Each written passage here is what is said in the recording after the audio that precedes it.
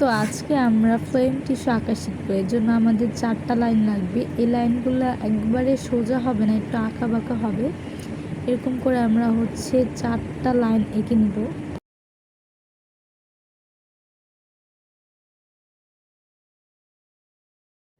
আর এখানে আমি 2 নাম্বার লাইনে ডি শেপ এঁকে নিয়েছি। আর প্রতিটা 4টা লাইনটাই আমি ডাবল করে নিচ্ছি। এখানে ডাবল করার সময় অবশ্যই তোমরা সতর্ক থাকবে।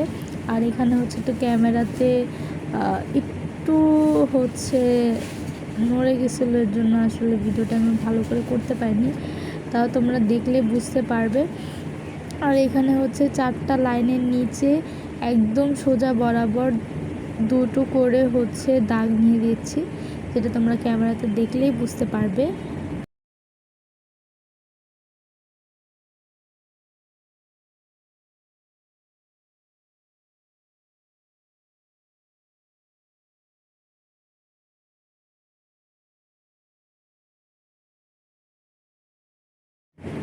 ডি শেপের নিচে আমি 4টা গোল বৃত্ত এঁকে নিব একবারে সোজা করে। এখন এর উপরেও আমি 4টা বৃত্ত এঁকে নিব সোজা। খালি জায়গাগুলোতে নিউক্লিয়াস এঁকে নিলাম।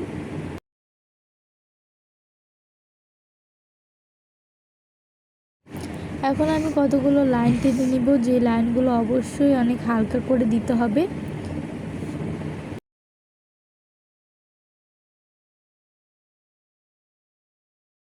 বেশ হয়ে গেল আমাদের ফ্লোয়েমের লম্বচ্ছেদের চিত্র। এখন আমরা ফ্লোয়েমের প্রচ্ছেদের চিত্রটা আঁকবো। এই চিত্রটা আঁকার জন্য আমাদের একটা বৃত্ত আঁকতে হবে। অবশ্যই এই বৃত্তটা খুবই গোল হতে হবে, এরকম কিন্তু না, মোটামুটি গোল হলেই হবে। এবং আমি এই গোলটাকে ডাবল করে নিয়েছি। সাইডে একটা উল্টো সি এঁকে নিয়েছি, সেটাকেও আমি ডাবল করে নিলাম।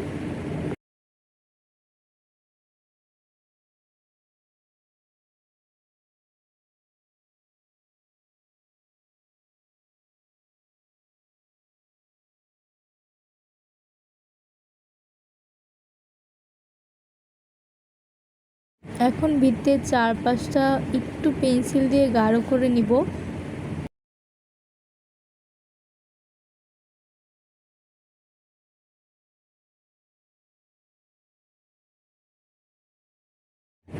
এখন বৃত্তের ভিতরটা কিছু আঁকা বাঁকা লাইন দিয়ে ফিল আপ করে নিব।